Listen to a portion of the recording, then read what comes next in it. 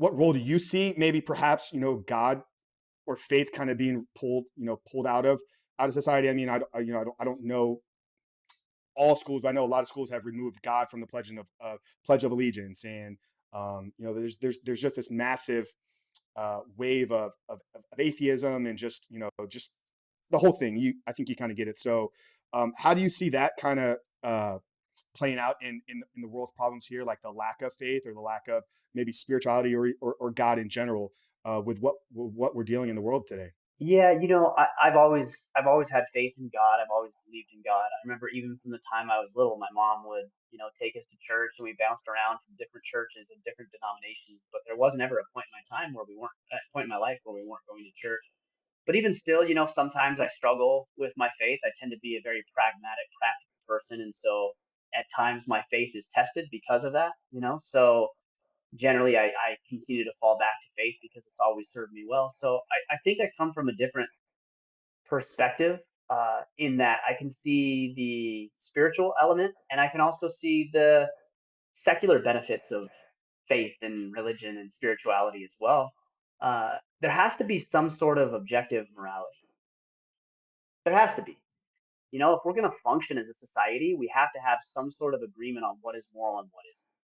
And unfortunately, in much of the society that we live today, there is this subjective morality that we can define it, and it can mold and it can shape and it can morph and it can twist and turn. And one day it can mean this and the next day it can mean that. And there's no principles because, one principle might apply to this person, but it's going to be different for this person. And that's not a great way to operate a thriving society. So for me, there has to be some sort of objective morality that we all point to and say, that is moral, that is not moral. And I think the gospel is the greatest place to derive that sense of morality from. I would even go so far as to say, even if you're not spiritual, the gospel and the Bible is a great manuscript on living a rewarding and fulfilling life. I mean, I think we could at least come to that conclusion. It's disturbing that we've turned away from these, we'll just use the term institution for now, these institutions, and I'm talking about in this context, organized religion. It's disturbing that we've turned away from this, and we've embraced this idea of subjective morality. It's everybody, not everybody, a lot of people like to attack religion, spirituality, church.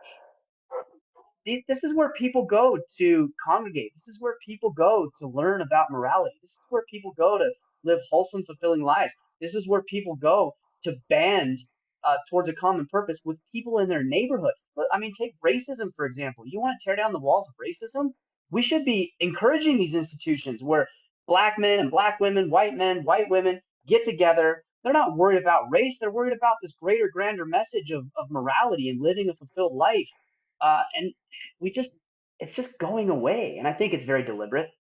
Since we're talking about the spiritual component, it's part of Satan's plan, but it's being exercised through governments and institutions and authorities that want control over us, and we need to reject that and instead find some common ground of morality that we can all strive and work towards. If we were all going, let's say you and I were going to go on a vacation, and I say, hey Frank, like let's go on a vacation. You're like, cool, let's do it, and we'll go.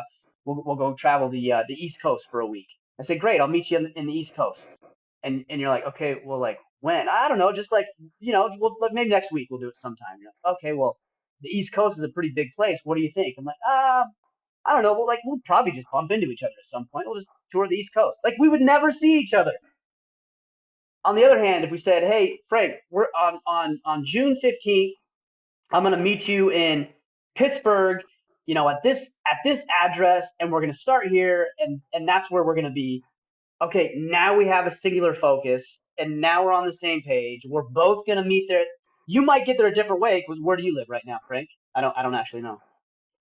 So you're I'm in in Tampa. you're in I'm in Tampa, Tampa. Florida. I'm in Maine. So yeah, we're both gonna take different routes to get there, but we're going to the same place, right? And having that commonality, that common purpose, and that common sense of morality is what's gonna get us where we need to be in society.